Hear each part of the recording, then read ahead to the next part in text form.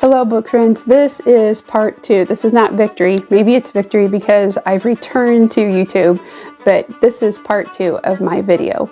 I'm coming to you today from a different room in my home. We are rather snowed in, and if we aren't snowed in, it's so cold you don't want to go out anyway. I haven't posted for a while because my Facebook channel got hacked and a bunch of charges were sent to it. I've had braces installed. I've been in and out of sore throats, traveling, snowed in, snowed out, all of it. I'm just now getting back into it. So for my adult followers, thank you for hanging in there with me, whether it's on behalf of your kids or someone you love, or if it's on behalf of yourself. I did have to take down my Facebook page. I do have the YouTube channel still, and if you're brave, you can find me on my own Facebook channel, my personal one. If not, reach out to me through bookandgavel@gmail.com, and some of you have. So what I'm about to show you now are books that are recommended to me to read over winter.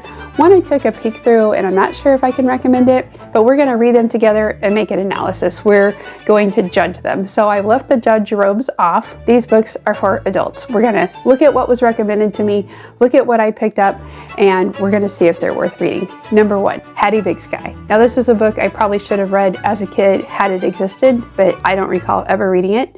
I do think maybe my kids read it in homeschool, but after you've taken 3 kids through 3 sets of books, it's hard to remember. I know that there are other books that follow this, but I'm going to recommend it. I'm guessing our teen young women readers would enjoy this. I don't know if it's historical fiction. I just picked it up because somebody recommended it to me. I'm going to read it and tell you what I think. If you've already read it and you know that I will hate it, reach out to me or leave a comment. You can reach out to me through bookandgavel@gmail.com. It has won an award. That does not always mean that a book is good though, because we all have different standards by which we judge books. Number 1, what I'm recommending for winter reading is Hattie Big Sky. Eve is book number 2. Now I have read another book by this author before. I'm going to push this book up. The light from the window is playing on it, but this is what it looks like on Amazon. And I have read this author before. Now why I found her work enjoyable. Some of the stories that I read from previous books felt a little too good to be true.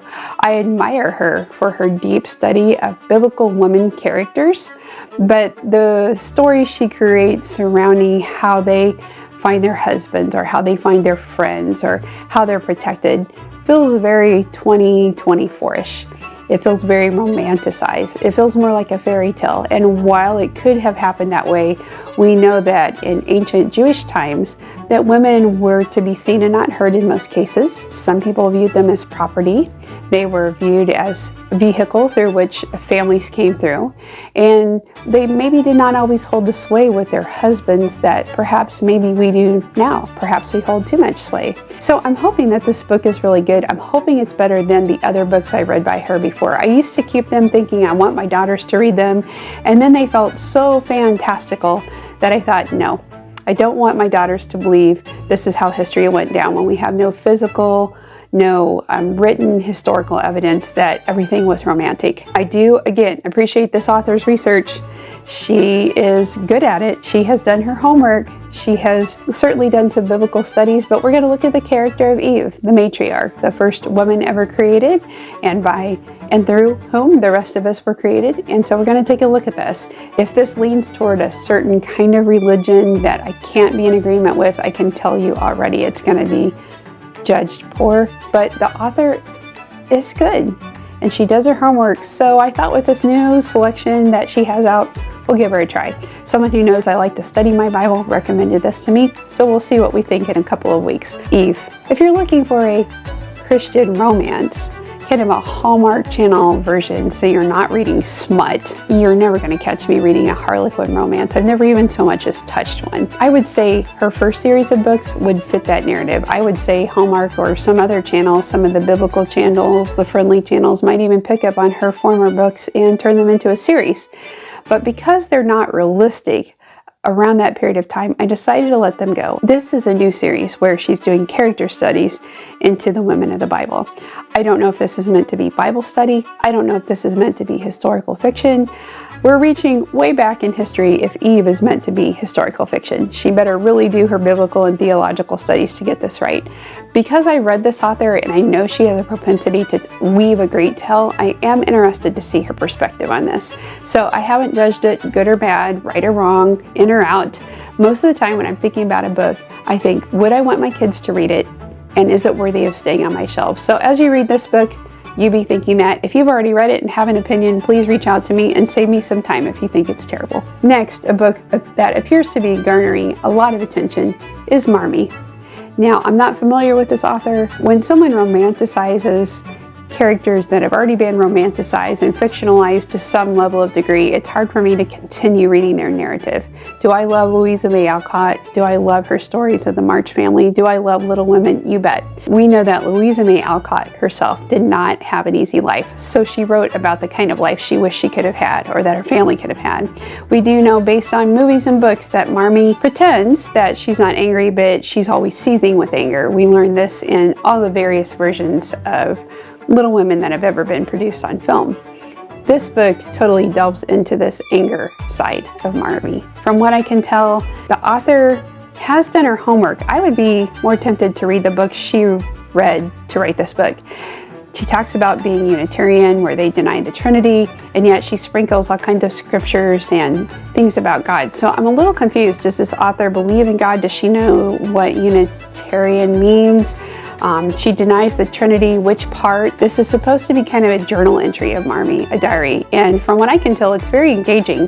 But I've also, in my perusal of it, run across some thoughts that I'm thinking people during the Civil War would have not had time to think about. It feels very modern in her thought, and maybe that's what this author's trying to do, modernize Marmee, the affectionate name that the March sisters called their mother. I'm not sure. I'm gonna have to read it. If I get through it halfway and find that I'm not loving it, I'll let you know. If you've already read it and you have a judgment and a thought on it, please reach out to me. Dream of Kings, Sharon Hink. Let me show you the author down there. Sharon Hink wrote some great books that my son and I read when she first started writing. And then I had to wait a really long time for the rest of them to come out, so maybe something happened. Apparently she finished this series and she's out with another series. I don't know if this is the first. Somebody just told me to get it and I ordered it. So I'm going to read it and tell you what I think. Christian fiction can be the best of writing, or it can be just really bad, and I wish there were more writers who were really good at their craft. We need that in this world. There's just enough ick and enough yuck that we need people who write about noble things, truthful things, virtuous things, and they're basing their truth on the Bible, which is always recommended. We can't be good on our own. It's common grace, and if the author gets that, then I appreciate her. So I'm going to give Sharon Hink another try. My son loved her Kingdom writing. Apparently, again, she finished that series, and this is a newer writing that she has out. I don't know if it's a completion of her other series or a second part of it, but we're going to read it together and we're going to judge it. It's January 2024. Let's share books and stories in our lives with those we love. Thank you for hanging in there with me. Thank you for holding on for my next video. If I've lost viewers, that's okay. Maybe this video series is just for posterity's sake. Maybe my kids and grandkids someday will enjoy watching it. I do have some World War II stuff for those of you who've been asking me about that. That's coming up next. I wanted to get these books out there. I want to judge them. I want to tell you if they're shelf worthy or not. In fact, I'm actually thinking of changing my book judge page to shelf worthy, because if they're not shelf worthy, they shouldn't stay on your shelves. Get rid of them, trash them. If they're not worth reading, don't hang on to them and don't sell them to anybody else. Why fill their mind with garbage? Thank you again for hanging out there with me. We'll judge these books soon. Take care, friends, and we'll see you next time. Goodbye.